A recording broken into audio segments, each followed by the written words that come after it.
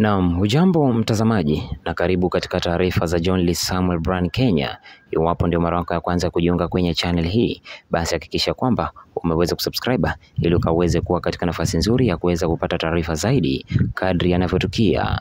Taarifa niliyokuletea hivi sasa ni kuwa viongozi wa Kiislamu mjini Mombasa wamekosoa uamuzi wa mahakama ya juu wa kumpa haki ya urithi mtoto aliyezaliwa nje ya ndoa, wakisema kuwa hatua hiyo ni kinyume na mafundisho ya sheria ya Kiislamu inayojulikana kama Sharia.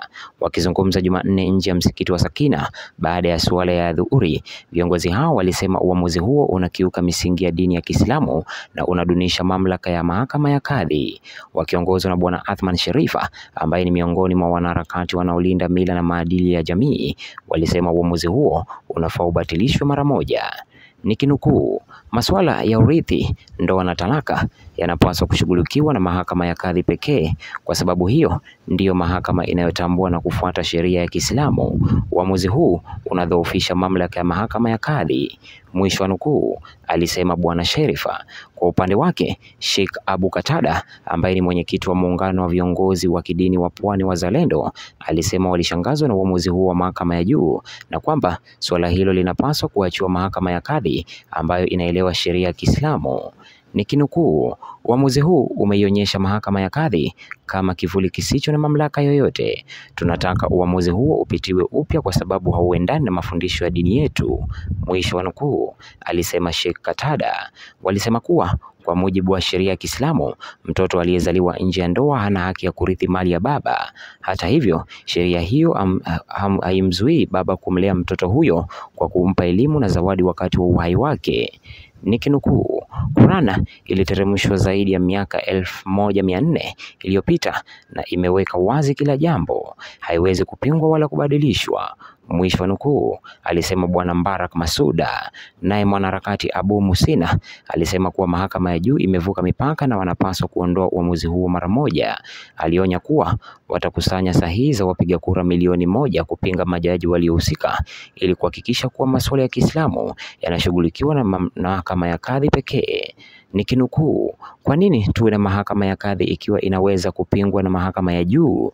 Kuna baadhi ya mambo katika Uislamu ambayo hayapaswi kuguswa. Hii ni hatua yetu ya kwanza kuwasilisha ujumbe kwa mahakama ya juu kwamba wamevuka mipaka. Katiba haiwezi kuishinda Qur'an, mwisho wa nukuu, aliongeza Bwana Musina.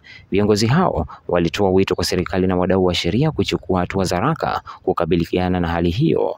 Waliwataka mwanasheria mkuu, kadhi mkuu, chama cha wanasheria LSK pamoja na baraza la maimamu wa maulama kuingilia kati na kuanzisha mchakato wa kisheria wa kupitia na kupinga uamuzi huo ili kuhakikisha kwamba misingi ya Kiislamu inalindwa katika masuala ya sheria binafsi yanayowahusu Waislamu.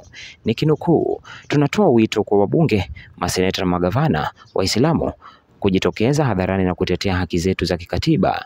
Tunawasihi waandae hoja bungeni au marekebisho ya sheria yatakayothibitisha uhuru kamili wa mahakama ya kadhi kushughulikia masuala ya sheria binafsi za Kiislamu, mwisho wa nukuu, walisema viongozi hao. Waliongeza kuwa wanahitaji sheria ya wazi itakayozuia kuingiliwa kwa maamuzi ya kidini na mahakama ya kiraia. Tayari wameanza kukusanya sahihi kutoka kwa Waislamu kote nchini ili kuwasilisha ombi rasmi kwa bunge la kitaifa na seneti likitaka uamuzi huo ubatilishwe na sheria maalum zipitishwe kulinda mamlaka ya mahakama ya kadhi. Nikinukuu tena, uamuzi huu unaonyesha kutokuwepo kwa uelewa na heshima kwa sheria ya Kiislamu kutoka kwa baadhi ya wahusika wa mahakama. Hatupingi uadilifu wa mahakama, bali tunasisitiza umuhimu wa kuzingatia misingi ya kidini inayolindwa na katiba yetu. Hatuwezi kuruhusu maadili yetu ya kidini kudunishwa na maamuzi yanayopuuza imani yetu na mifumo ya kisheria ya dini yetu, mwisho wa nukuu, waliongeza.